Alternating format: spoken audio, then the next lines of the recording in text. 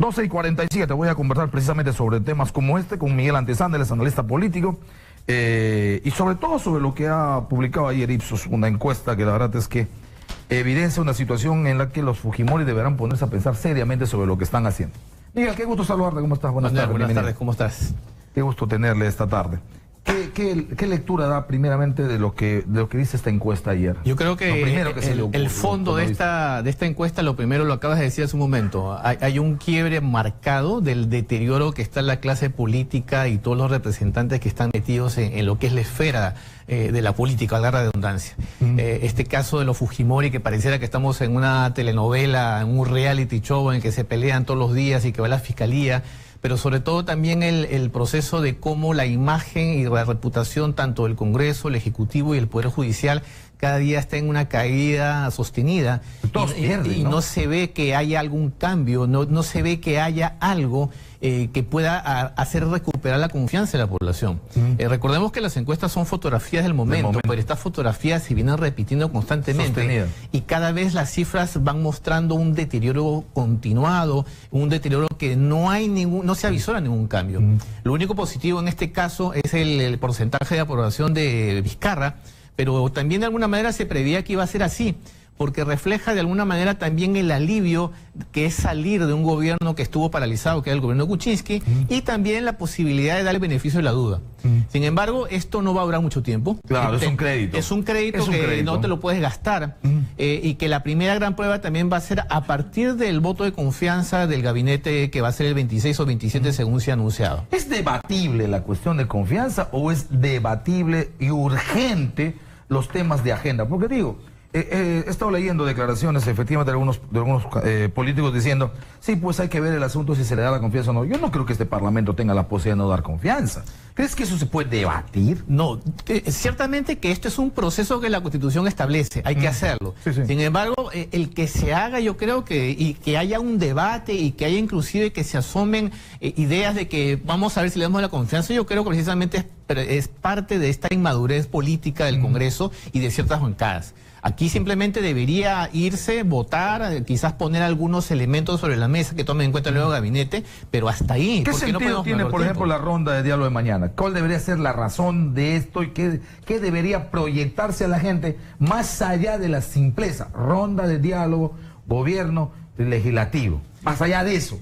Aquí hay dos elementos centrales en esta ronda de diálogo, nueva ronda de diálogo. En primer lugar, hay que poner los puntos sobre la mesa, cuál es la agenda, para qué me voy a reunir específicamente, y en esos para qué me voy a reunir también tiene que estar establecidas claramente las metas, a qué me va a llevar este acuerdo en el caso que se dé. Y segundo, la transparencia, es decir, el gabinete o en este caso el primer ministro debería hacer pública la agenda. Me voy a reunir con las bancadas para esto, porque si no va a quedar en más de lo mismo. Ya hemos tenido muchas reuniones, muchos diálogos por las bancadas con Keiko Fujimori, fíjate cómo terminó Kuczynski al final con otra reunión.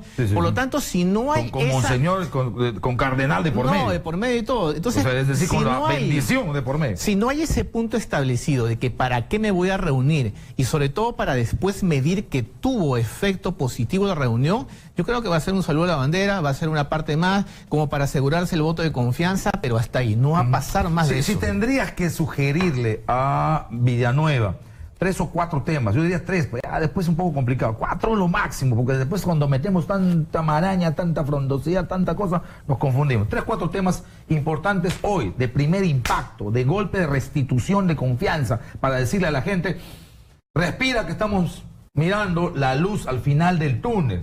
Es más, yo te diría uno solo.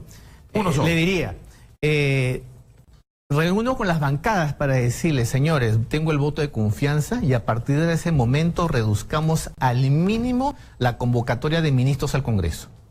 Porque si bien es cierto que el Congreso tiene la facultad de fiscalizar la actividad del Ejecutivo, no puede ser lo que ha pasado en los últimos, fue el gobierno de Kuczynski, que cada semana cada ministro iba al Congreso a dar declaraciones de cualquier cosa. El Congreso fiscaliza cuando haces mal o cuando no haces las cosas. En todo caso yo diría, señores, dejemos de lado por un momento, por lo menos bajen la frecuencia de la convocatoria de ministros para yo poder hacer cosas. Por supuesto que con ese compromiso obtenido, yo como ejecutivo debería ponerme a hacer cosas. Cada cartera debería ahora exponer ante el Congreso cuáles son las urgencias, por lo menos en lo que queda de año, y establecer metas de cumplimiento. Y en la medida que a final de año o a la mitad quizás hacemos una medición, no se está cumpliendo, ok, comienza a fiscalizar. Pero si estamos desde el primer día que tienes el voto de confianza, primera semana de mayo, y comienzas a convocar a cada ministro por cualquier cosa que suceda, achacándole la responsabilidad, por supuesto que no vas para ningún lado. Entonces, yo creo que con solo eso, ese acuerdo mínimo de decir, hagamos este acuerdo, déjame trabajar, yo creo que sería suficiente. Y la verdad es que deberíamos generar consenso, por ejemplo, en 100 días. El compromiso de Villanueva debe ser, denme 100 días después del asunto del voto de investidura, de confianza, 100. Muchísima duda que queda, puede ir algún tipo de ministro respecto del sector que pueda estar cuestionado. Es que además también vemos aquí la ineficiencia de ciertos canales de comunicación que ya están establecidos hace tiempo. ¿A qué me refiero? Cada ministerio tiene generalmente una oficina o un enlace del ministerio con el Congreso.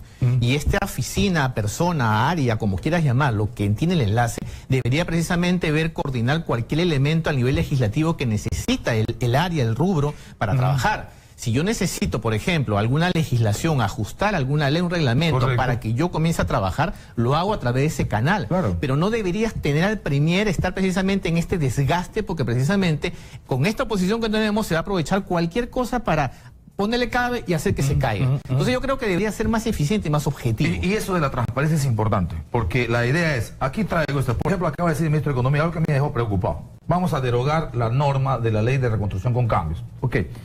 Más allá de la evaluación, dice la ley fue buena, fue mala, lo que a mí me preocupa es ¿qué tiempo me va a derogar derogarla? Y ha dicho inmediatamente vamos a proponer otro articulado. ¿Qué tiempo va a ser? Derogarla y qué tiempo va a ser evaluar o plantear y luego promulgar la norma para empezar a actuar. Si ahí tengo un desfase, ese va a ser innecesario, porque ahora hay que actuar, estamos un año y pico después del asunto del niño costero. Y no sé si la prioridad sea derogar la norma hoy o ponerse a trabajar sobre lo que hay e ir perfeccionando en el camino. ¿Qué cosa es más rápido para actuar? ¿Qué es lo que me da mayor dinamismo en la acción? Yo considero que si han optado por la derogación es porque la norma en sí tiene demasiadas fallas. Y debe tener inmediatamente la que van a... No, más rápido. Deróguenme esto y apruébenme esto y por favor en 72 horas. Y que la gente lo sepa. Si las 72 horas se hace o no se hace, o si el Congreso se pasa la vida discutiendo lo que sea, menos de ese tema. Y caemos nuevamente al punto de la transparencia. Y eso ayuda mucho al gobierno, porque en la medida que, por ejemplo, el Ministerio de Economía y Finanzas haga clara esta norma y todas las fallas que tiene, y la gente entienda por qué estás pidiendo eso. Y le planteas al Congreso. Exacto, entonces el Congreso se va a ver obligado a darle celeridad, porque precisamente ya estamos todos enterados de eso. Y no para poder decir al Congreso, no señor, a mí no me dices qué hacer, a mí no me dices cómo hacer, a mí no me das plazo, porque no es un tema del Ejecutivo, es un tema país.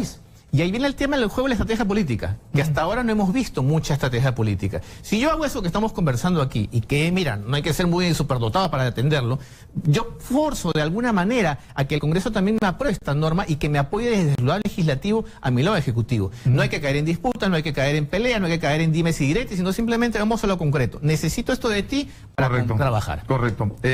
Vamos al tema un par de preguntas al tema de la encuesta. ¿Está perdiendo mucho Keiko? ¿Es la que más pierde este asunto sostenido de perder en el tema de aprobar o desaprobar su desempeño político y sobre todo lo que corresponde a intención de voto? Porque hay dos resultados ahí. Los dos marcan tendencia hacia la baja. ¿Está perdiendo mucho Keiko? Yo creo que sí. Y yo creo que esa pérdida va a seguir creciendo. Porque va a seguir creciendo. Porque el desempeño político que se le asigna a ella es que ella es la responsable de todo lo que sucede en el Congreso. Keiko no tiene ninguna función política en el aspecto literal, sino la dirección de su partido, pero es la responsable de que tengamos a esa bancada fujimorista, que cada día le encontramos a cada uno un elemento negativo que juegue en contra de la imagen de su partido y de ella a sí misma.